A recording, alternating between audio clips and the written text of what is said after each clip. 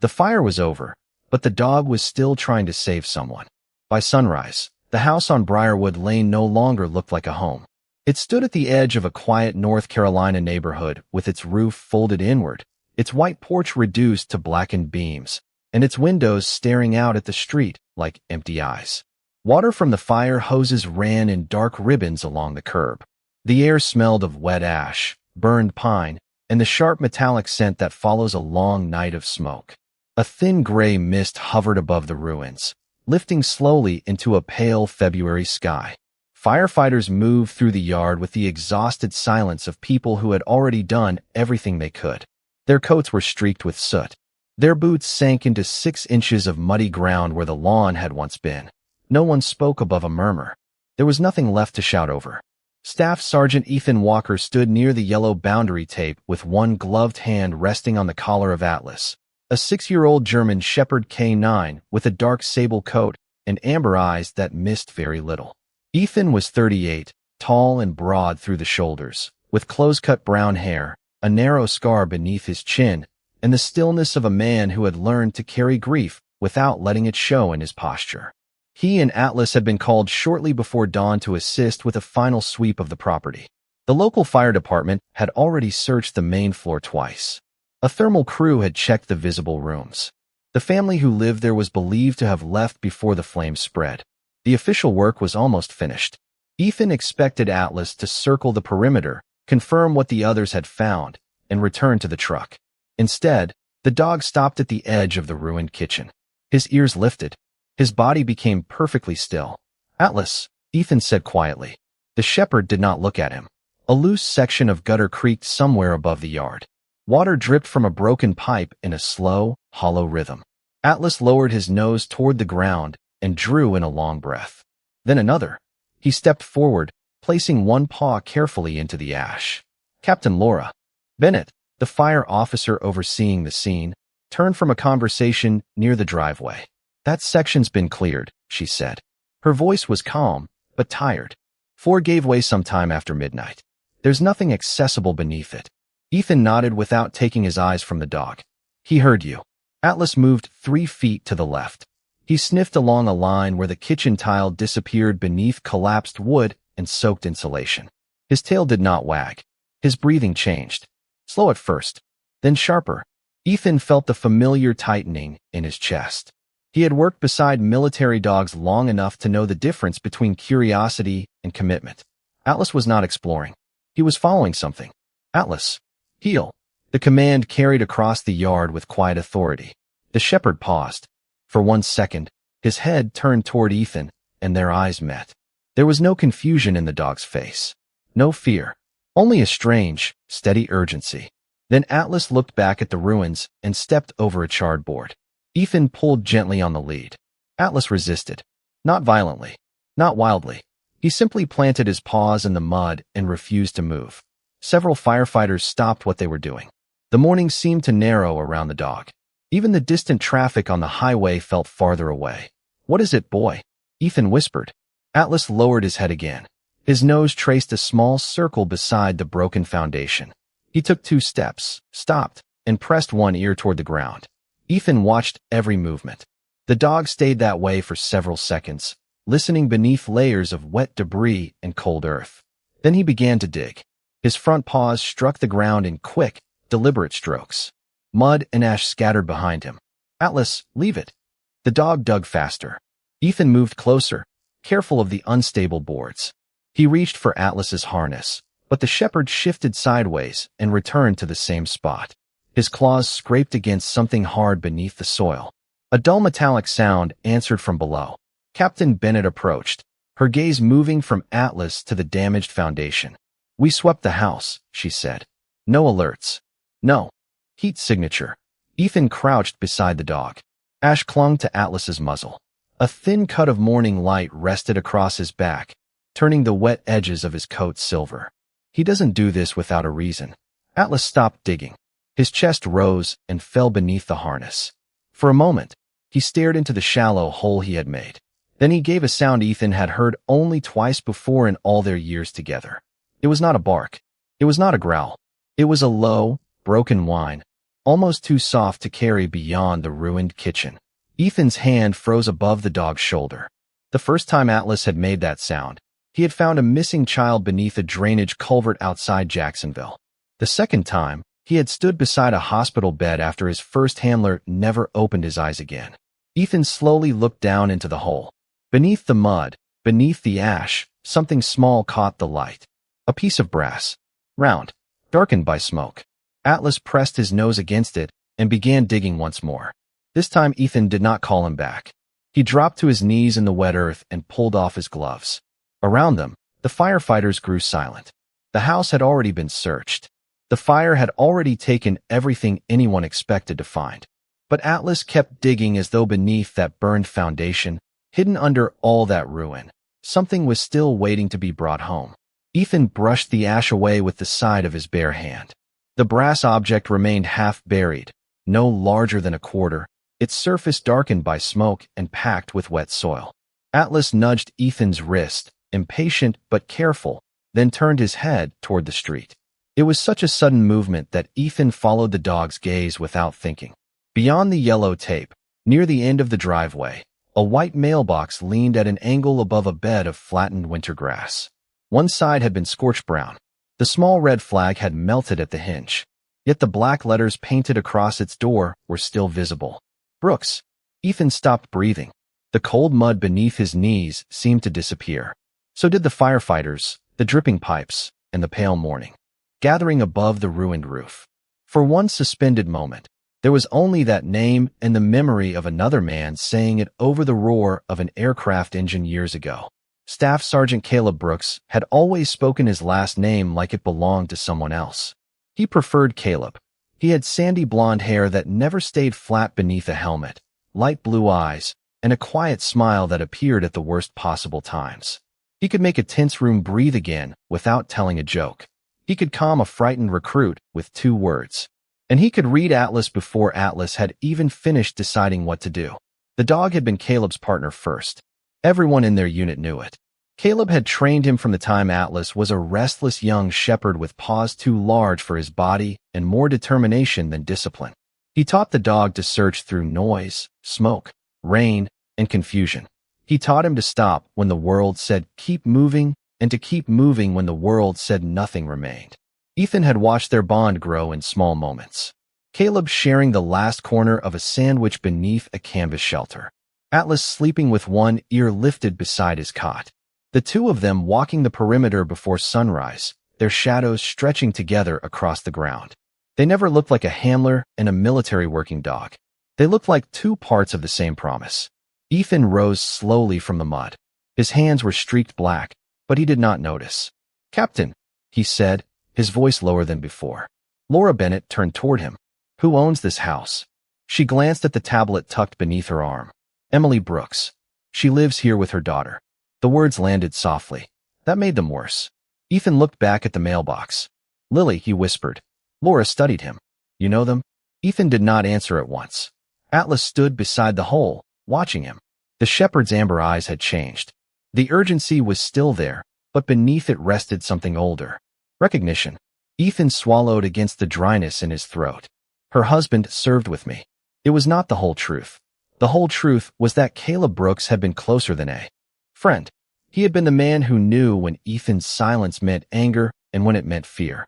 The man who mailed birthday cards to Ethan's mother when Ethan forgot. The man who once drove 3 hours through a storm because Ethan had called and said only, "I do not think I should be alone tonight." Caleb had never asked for repayment. Not until the final week before his last deployment ended. They had been sitting outside a temporary command building under a sky without stars. Atlas lay between them, his head resting on Caleb's boot. Caleb had taken a folded photograph from his pocket. Emily stood in the picture beside a maple tree, one hand on the shoulder of a little girl wearing a bright red coat. Lily had been 5 then. Her smile was missing one front tooth. "You get home before I do," Caleb had said. "Check on my girls." Ethan had pushed the photograph back toward him. "You can check on them yourself." Caleb smiled, but his eyes did not. "Promise me anyway." Ethan had promised. 3 weeks later, only Ethan returned. Atlas came home months after that, quieter and leaner, carrying commands that still sounded like Caleb's voice. Ethan eventually signed the adoption papers. He told himself it was what Caleb would have wanted. But he did not visit Emily. He did not attend Lily's school events, though invitations arrived twice. He sent money anonymously one Christmas and left flowers on the porch the next Memorial Day before sunrise. Shame made distance feel like respect. Grief made cowardice feel almost noble. Ethan had spent 4 years believing his absence protected them from the sight of the man who came home when Caleb did not. Now he stood in front of their burned house with Caleb's dog refusing to leave the foundation. Captain Bennett stepped closer. The neighbors said Emily's sport utility vehicle was gone when the first crew arrived. We believe she and Lily evacuated before the fire reached the main floor. Believe? Ethan asked. Laura's expression tightened. No one has reached them yet. Cell service is unreliable in this area after the power lines went down. A deputy is checking relatives and local shelters. Ethan looked toward the collapsed kitchen. Was anyone seen leaving? Not directly. A bead of water fell from a blackened beam and struck the debris below. Atlas turned at the sound, then returned to the hole. Ethan crouched beside him again. His fingers closed around the small brass object and worked it gently free. It came loose with a soft pull, trailing a thread of red fabric from beneath the mud. Atlas leaned forward and touched it with his nose. Ethan opened his palm. Resting there was a tiny brass bell, smoke-stained but unbroken, attached to a faded piece of red ribbon. He knew that bell. Lily had tied it around Atlas's collar during a summer cookout at the Brooks home, back when Caleb was alive and Ethan still knew how to enter that house through the front door. Ethan stared at the ribbon while an old memory opened inside him. Lily laughing as Atlas followed her across the yard. Caleb standing near the grill. Emily calling everyone in before the rain. A family he had promised not to abandon. Atlas gave one low breath and returned his nose to the ground. Then he moved exactly 3 feet to the left, stopped, and pressed his ear against the ash. Ethan watched him carefully. The dog was not digging through ruins at random. He was following a path he remembered. Atlas moved with the patience of something listening to a language no one else could hear. He crossed the ruined kitchen in a slow arc, nose close to the ground, paws sinking into the wet ash with each careful step. Ethan followed beside him, the brass bell still resting in his palm. The red ribbon hung from it, like a small piece of yesterday that the fire had failed to erase. Captain Bennett raised one hand, signaling the nearest firefighters to hold their position. The house answered with soft creaks as water worked its way through broken beams. Somewhere beneath the wreckage, metal shifted against stone. Atlas stopped near what had once been the breakfast nook. A section of tile remained visible beneath the debris, pale blue squares cracked by heat and covered with gray dust. Ethan remembered them. Caleb had installed those tiles himself during a week of leave, though half of them leaned slightly to the right because he had refused to use spacers. Emily had laughed about it for years. Caleb had always said the crooked line made the room honest. Atlas lowered his head and inhaled along the edge of the surviving tile. Then he backed away, turned once, and returned to the same place. He did it again. 3 passes. The same measured pattern. Ethan felt a memory stir. Caleb had trained Atlas to confirm a scent before giving an alert. 1 pass could be curiosity. 2 could be uncertainty.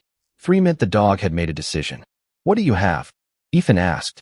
Atlas sat. His spine was straight. His eyes remained fixed on the floor. It was a formal alert, calm and unmistakable. Captain Bennett stepped closer, but kept her weight away from the unstable center of the room. We had a team over that section, she said. The floor collapsed into the crawl space. There was no access below. Ethan looked at the blackened boards. Maybe they were looking in the wrong direction. Laura glanced toward one of the firefighters. Bring the probe and the thermal scanner. 2 crew members approached from the yard, carrying a long fiberglass pole and a handheld device. Their movements were quiet, almost respectful, as though Atlas had turned the broken kitchen into a place that required permission. Ethan slipped the brass bell into the pocket of his jacket. The metal felt strangely warm against his leg. Atlas remained seated until the probe touched the ash. Then his ears flattened. A low sound gathered in his chest. Not anger. Warning. Easy, Ethan murmured. The firefighter slowed and worked the probe between 2 boards. It went down nearly 4 feet before meeting resistance.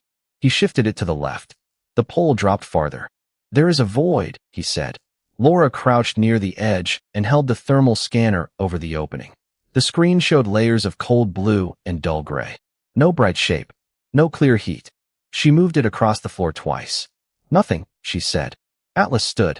He stepped forward, pressed his nose to a narrow seam between the tile and a burned joist, and breathed in sharply. Then he scratched once. Beneath the ash, something pale appeared. Ethan reached down and cleared the area with his fingertips. At first he thought it was paper. Then the soot fell away, revealing the outline of a small handprint on the tile. 5 narrow fingers. A child's palm. The print had been made in a thin layer of dried mud before the fire, then preserved beneath a fallen cabinet. Ethan stared at it. Lily had been there. Not days ago. Not in some distant memory. She had stood in that kitchen recently enough for the print to remain. "Captain," he said. Laura saw it and went still. The official story suddenly felt too clean. The missing vehicle. The unanswered phones. The assumption that Emily and Lily had left before the flames reached the house. None of it proved they were safe. It only proved no one had seen them stay. Atlas moved away from the handprint and followed a line of soot toward the back wall. His nose lifted. He tasted the air, then turned toward a collapsed pantry door lying beneath a section of roof. Ethan remembered Lily running through that doorway with Atlas behind her, the bell on his collar ringing with every step. He remembered Caleb leaning against the counter, smiling as though nothing in the world could touch them. The memory vanished when Atlas gave a single sharp bark. He pawed at the ground beside the pantry, then stopped and looked directly at Ethan. A firefighter shifted one of the lighter boards. Beneath it lay a patch of packed soil darker than the surrounding mud. Across the surface was a narrow drag mark, as if something heavy had been pulled over it before the floor came down. Ethan knelt and placed his palm against the earth. Cold, wet, silent. Then, faintly, he felt a tremor beneath his hand. It could have been water moving through a pipe. It could have been debris settling deeper underground. Atlas pressed closer, every muscle in his body focused on that same patch of soil. Ethan leaned down until his ear was only inches above the ground. For several seconds, he heard nothing but the blood moving through his own head. Then came a sound so soft, he almost mistook it for memory. A light tap. A pause. Then another. Atlas did not move. The ruined kitchen held its breath. The second tap faded into the silence beneath Ethan's palm. He held still, afraid that even breathing might cover whatever came next. Atlas stood beside him with his head lowered and his ears pointed toward the ground. Captain Bennett raised one hand, and every person in the ruined kitchen stopped moving. Water continued to drip from the broken pipe. A loose strip of metal clicked softly in the wind. Then the sound came again. One tap. A pause. 2 more. Ethan lifted his head. "There is someone under us." Laura was already turning toward her crew. "Shut down all movement on the west side. Bring shoring boards, lifting bags, and the rescue saw." Her exhaustion disappeared beneath training. Firefighters crossed the yard with equipment, careful not to disturb the weakened foundation. Ethan stayed beside Atlas. The shepherd had not looked away from the dark patch of soil. His body was rigid, but his breathing remained controlled. Caleb had taught him that. Excitement wasted strength. Panic confused scent. A working dog waited for the moment when waiting was no longer enough. Laura returned with the thermal scanner and lowered it toward the seam again. The screen remained mostly blue. A faint yellow blur appeared near the lower edge, then vanished. She adjusted the angle. Nothing. It could be trapped heat from a pipe, one firefighter said. Atlas released a low whine. Ethan looked at Laura. Or the scanner cannot see through the steel. Laura studied the collapsed pantry and the line where tile met soil. The original property records might help. Does the house have a basement? No, Ethan said. He remembered Caleb complaining about that during hurricane season. Then another memory surfaced. A summer evening. Emily carrying jars of preserves toward the pantry. Lily disappearing behind her. Caleb telling Ethan that the old owners had built something beneath the back corner of the house before county codes changed. Not a basement, Ethan said. A storm cellar. Laura turned sharply. Where is the entrance? Ethan looked across the debris. In his memory, the pantry had held a narrow rug patterned with blue flowers. Beneath it was an iron ring set into the floor, always covered because Lily once caught her shoe on it. Caleb had promised to replace the hatch. He never had. Ethan pointed toward the burned pantry door. Under there. The crew began removing debris piece by piece. No one rushed. A careless step could send the remaining floor into the void.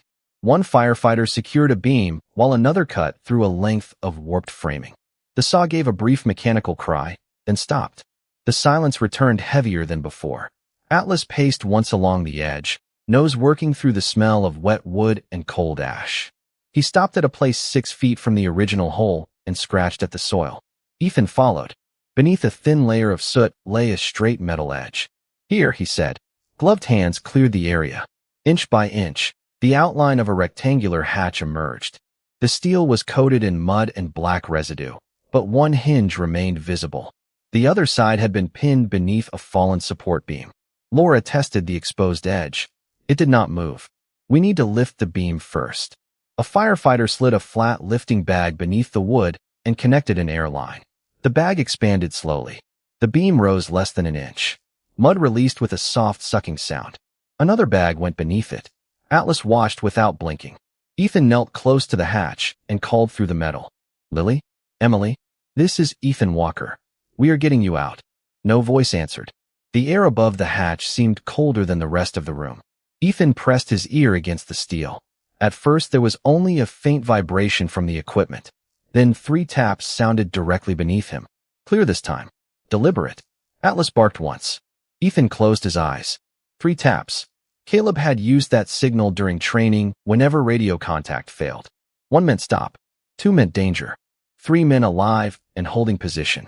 Caleb had turned it into a game for Lily when she was little, tapping beneath tables and through bedroom walls until she learned to answer. Ethan had forgotten. Atlas had not. She knows we are here, Ethan said. His voice shook, but he did not hide it. The support beam lifted another inch. Firefighters slid cribbing beneath it, building a stable platform. Laura reached for the iron ring, but it would not rise. The hatch had warped from heat. We cut around the latch, she said. Ethan kept one hand on Atlas's harness while sparks from the rescue saw flashed briefly against the wet ground. The shepherd did not flinch. His gaze remained fixed on the narrow seam. When the cut was finished, 2 firefighters placed hooks beneath the edge. Ready, Laura said. They pulled together. The hatch opened less than a foot, releasing a breath of cold, stale air that carried dust, damp concrete, and something faintly sweet. Apple shampoo. The kind Emily had always bought for Lily. Atlas surged forward, but Ethan held him back until the opening was secured. A flashlight beam entered the darkness. Wooden steps descended into a small underground room. A blanket lay near the bottom. Beside it, something moved. Ethan leaned closer. Lily. A small voice rose from below, weak but unmistakable. Atlas. The dog answered with a sound that was almost a cry. Ethan released the harness. Atlas slipped through the opening and disappeared down the steps. Seconds later, his single bark came from the darkness beneath the house, followed by the soft, broken sound of a child beginning to weep. Ethan descended the narrow steps behind Captain Bennett, one hand sliding along the cold concrete wall while the other held a flashlight steady. The storm cellar was no larger than a walk-in pantry. Shelves lined one side, crowded with canned peaches, bottled water, batteries, and folded blankets. Smoke had found its way through the seams above, leaving a gray veil in the air, but the space had escaped the worst of the fire. At the far wall, Atlas lay beside Lily Brooks. The shepherd had curved his body around her small frame, pressing his warmth against her as though he had been waiting years to perform that single act. Lily was 8 now, older than the child in Ethan's memories, but he recognized her immediately. Her blonde hair was tangled around her face. Soot darkened one cheek. She wore flannel pajamas beneath a red winter coat that was several sizes too large, and both hands were wrapped around the worn metal tags hanging from her neck. Caleb's tags. Her eyes opened when Ethan approached. They were the same clear blue as her father's. You came, she whispered. Ethan lowered himself to the floor, careful not to crowd her. We came. Atlas lifted his head at the sound of Ethan's voice, then looked back at Lily. His tail touched the concrete once. Are you hurt? Captain Bennett asked gently. Lily shook her head, but the movement was weak. Just cold. Laura checked her breathing and pulse, speaking in a calm voice while a paramedic waited at the top of the steps with blankets and oxygen. Ethan removed his jacket and placed it over Lily's legs. The child did not release the dog tags. "Where is your mother?" he asked. Lily looked toward the ceiling. The small room changed with her silence. Atlas seemed to feel it. His ears lowered, and he placed his chin across her knees. "Mom put me down here when the smoke alarm started," Lily said. She said the fire was moving too fast through the back porch. Ethan kept his face still. "Did she come down with you?" "She was going to." Lily swallowed. "But she heard something fall upstairs.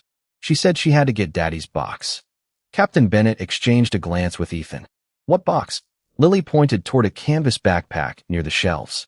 One strap had been torn. The bag was covered with dust, but had not been burned. "That is mine. Daddy's box was in the hall closet. Mom keeps his letters and pictures in it." Ethan felt the old pressure return beneath his ribs. Emily had gone back into the house for Caleb's memories while the fire closed around everything else. "Did she return?" he asked. Lily shook her head. "She opened the cellar door once. She gave me the backpack and told me to stay low. Then she said she was going outside to call for help." "Which way did she go?" "Through the laundry room. There is a door by the garden." Laura stood quickly and spoke toward the stairs. "Send a team to the rear property line and the woods beyond the garden. Search the drainage ditch and the service road." Boots moved above them. Voices carried across the ruined kitchen. Lily tightened her grip on the tags. She promised she would come back. Ethan looked at Atlas. The shepherd had found Lily beneath steel, ash, and 4 feet of collapsed flooring, but he had never alerted toward the rooms above. Emily might have escaped the house. She might still be somewhere beyond the yard, hidden by smoke, darkness, or exhaustion. That hope was thin, but thin hope was still hope. "Your mother knew what to do," Ethan said. "She got you somewhere safe. Now we are going to find her." Lily studied his face with the directness children sometimes carry into rooms where adults hide from the truth. "You are Ethan." It was not a question. Ethan nodded. "Your dad was my best friend. Mom said you stopped coming because you were sad." Her words held no accusation. That made them harder to receive. Ethan looked down at his hands, blackened by ash and shaking slightly against his knees. "I should have come back sooner." Lily reached beneath the dog tags and drew out a tiny key attached to the chain. "Mom said people sometimes get lost even when they know the way home." Atlas lifted his head. Lily touched the scarred edge of his right ear. "She said Atlas would find me because Daddy taught him that family is never left behind." Ethan closed his eyes for one breath. Caleb had said those words during training, during storms, during nights when no one knew what morning would bring.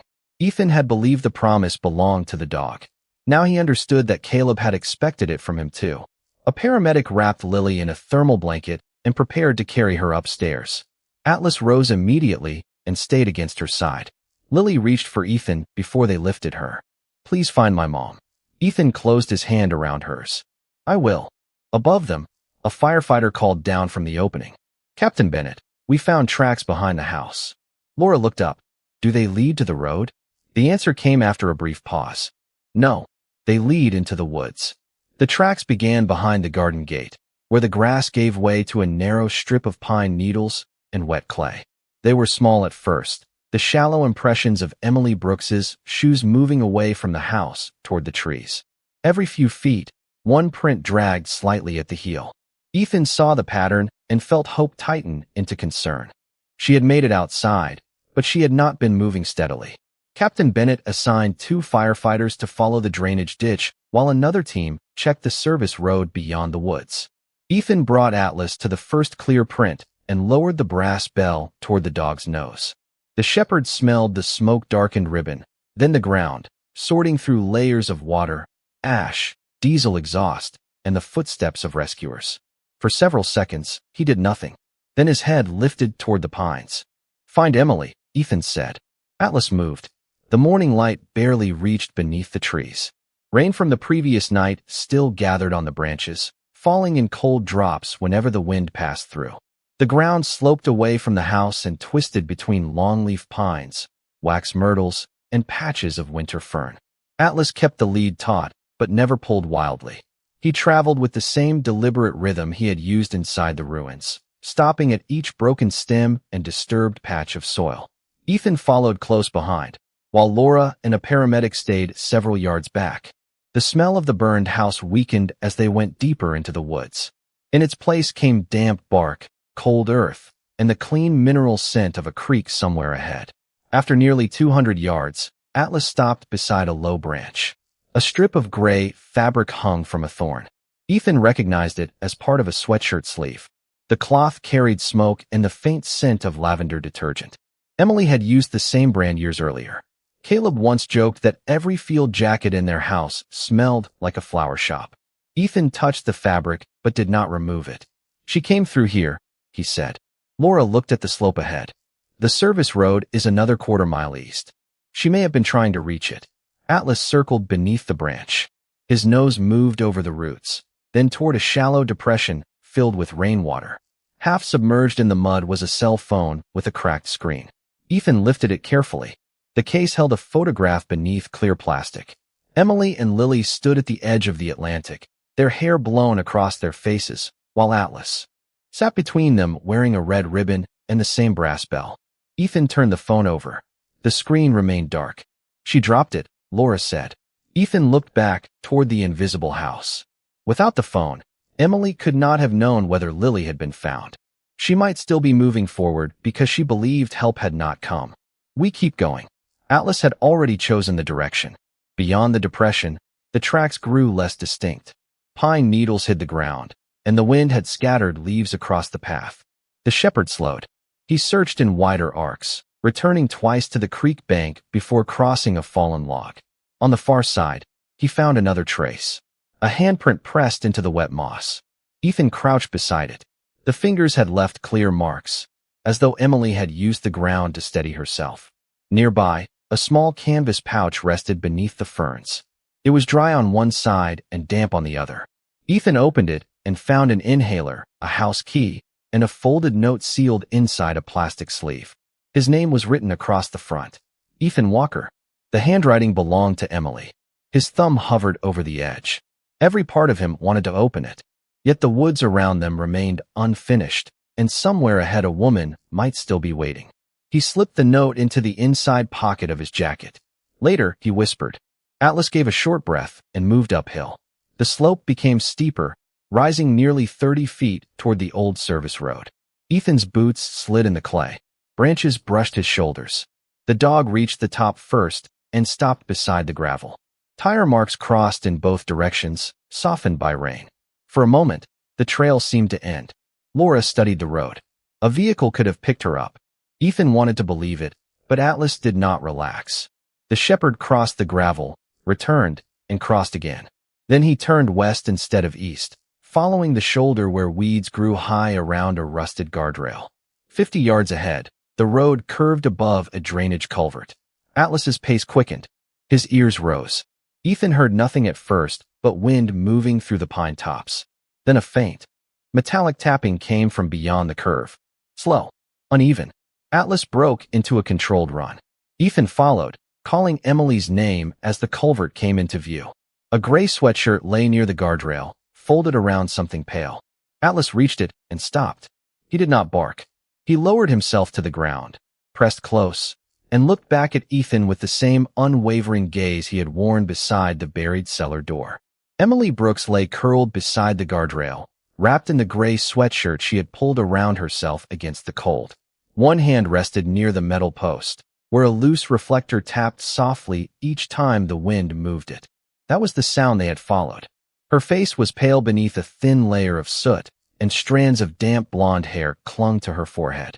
For one terrible second, Ethan thought they had arrived too late. Then Atlas pressed his nose beneath her wrist and gave a low, urgent whine. Emily's fingers moved. Barely, but enough. "Emily," Ethan said, dropping to his knees beside her. "It is Ethan. Help is here." Captain Bennett reached them with the paramedic and immediately checked Emily's breathing.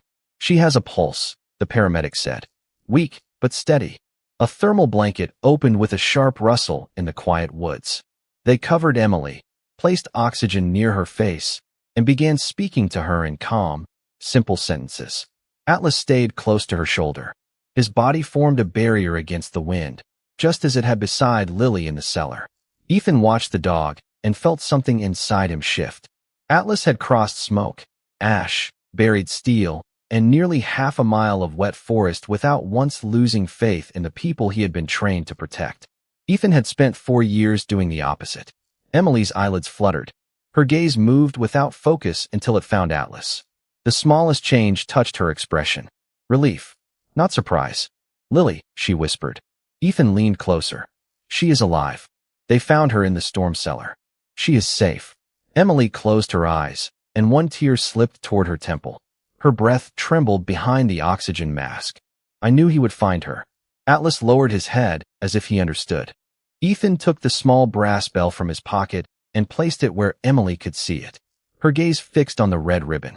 Lily tied that on him, she said faintly. Caleb laughed every time it rang. It was under the kitchen floor, Ethan answered. Emily looked at him then. Truly looked at him.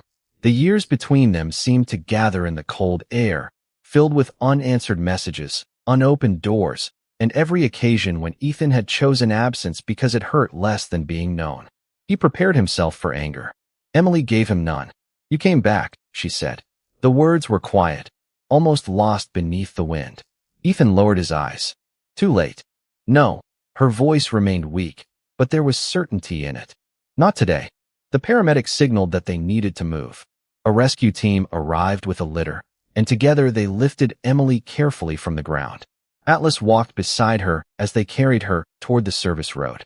Ethan followed with the cracked phone in one hand. Inside his jacket, the folded note bearing his name seemed heavier with every step. At the waiting ambulance, Emily reached toward him before the doors closed. The letter, she said.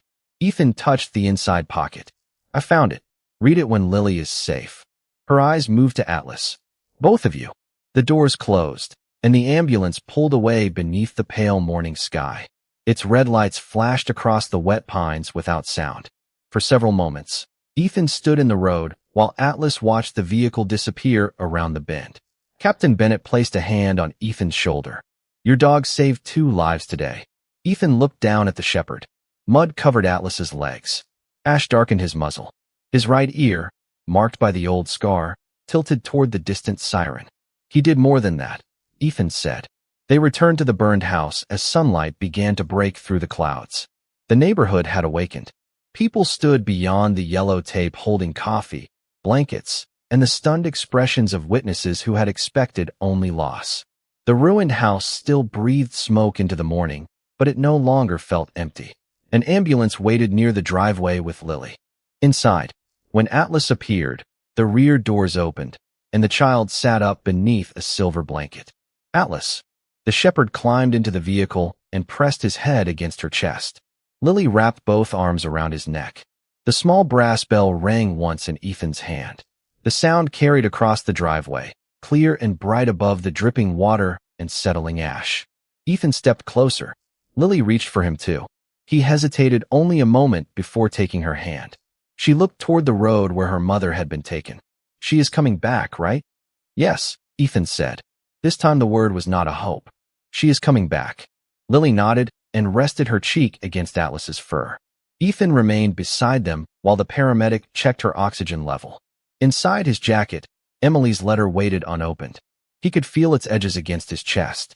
He knew it carried something from Caleb, something preserved through years of silence. But for the first time since his friend had died, Ethan did not feel the need to run from what came next. Atlas had found Lily. Atlas had found Emily. Now, somehow, the dog was leading Ethan toward the part of himself he had buried deepest.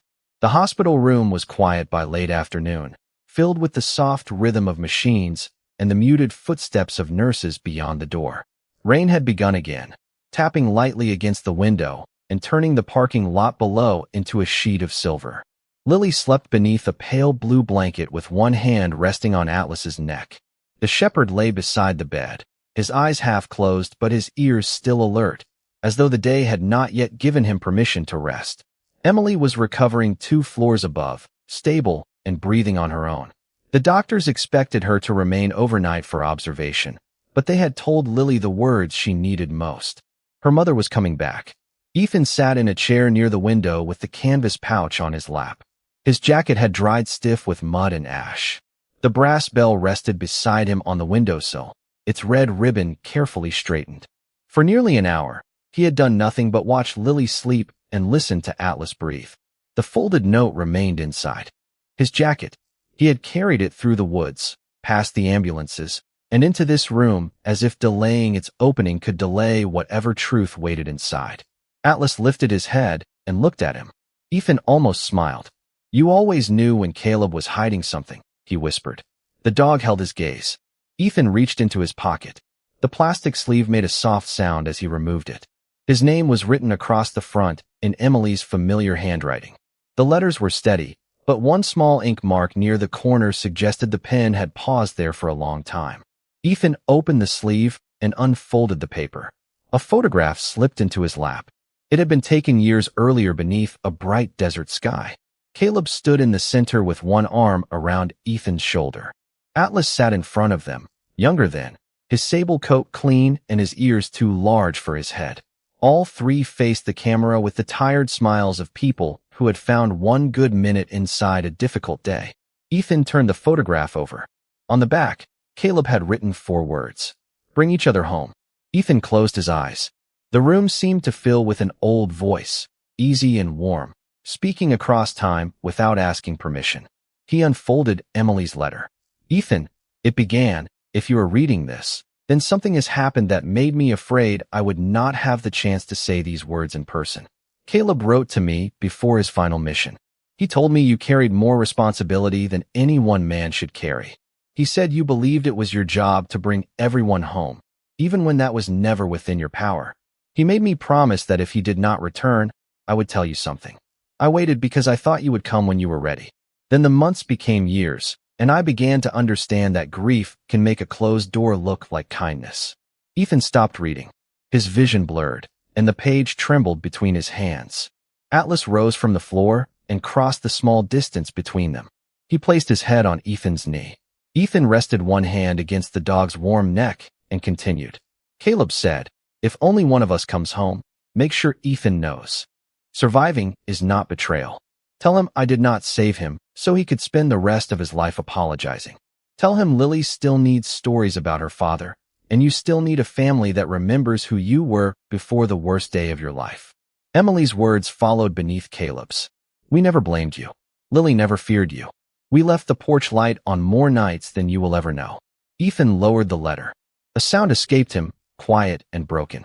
For years, he had imagined judgment in every unanswered space. He had built a wall from guilt and called it protection. He had told himself that Emily's silence meant anger, that Lily's invitations were obligation, that Caleb's memory would be cleaner without him standing near it. The truth was simpler. They had been waiting. Atlas pressed closer. Ethan bent forward until his forehead rested against the shepherd's. The ash on the dog's fur left a faint gray mark against his skin. "You kept your promise," Ethan whispered. "I did not." Lily stirred beneath the blanket. Her eyes opened slowly, and she watched him for a moment without speaking.